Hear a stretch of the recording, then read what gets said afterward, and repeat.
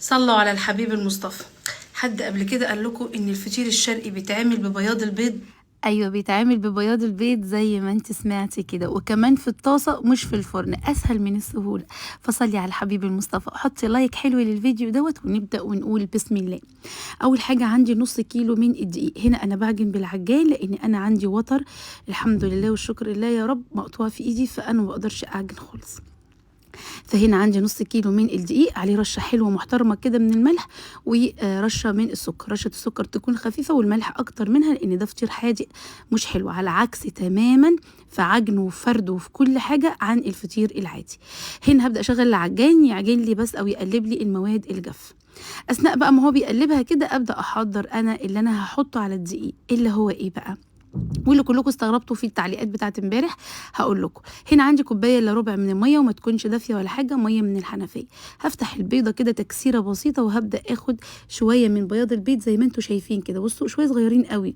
وبقيه البيضه والله قلتها في حته سمنه وعملتها سندوتش الجوجو حبيبتي اكلتها.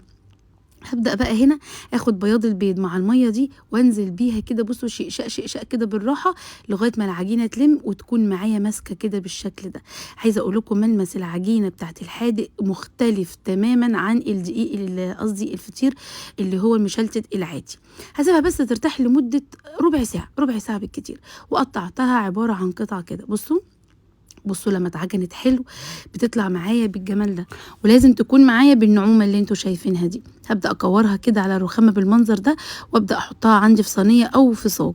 وبعد كده بقى بكل سهوله هجيب ازازه الزيت اللي عندي والسمنه، هجيب زيت وهبدا اجيب الفرشه بتاعتي وهدهن كل وش بالزيت علشان لما ترتاح ما تعملش وش خشن كده من فوق، تقشف بقى زي ما بيقولوا كده، تعمل قشره كده من فوق.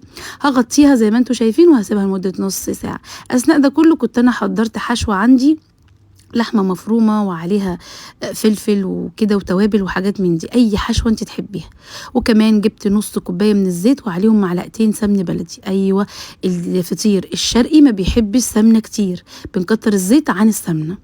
هنا بقى كل اللي هعمله ايه بقى، هنا بقى هجيب بقى كده رشه، بصوا على الرخامه من الزيت، طبعا الرخامه عندي تكون مغسوله، واجيب النشابه وافردها كده بسرعه. عايزه اقول لكم ما شاء الله لا قوه الا بتتفرد بسرعه جدا. ياسمين لازم نشابه، لا اهو بصوا بايدي، واروح جايبه السكينه ومقطعه الاطراف اللي من على الحرف 4.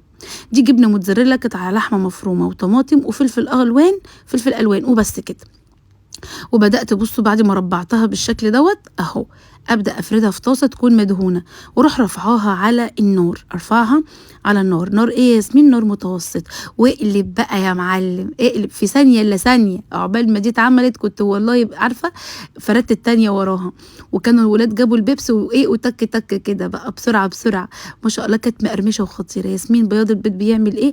بيدي قرمشه وبيخلي العجينه عندي متماسكه عشان اعرف اعجن فيها. حطي لايك بقى وقولي لي ايه رايك، اشوفك على خير.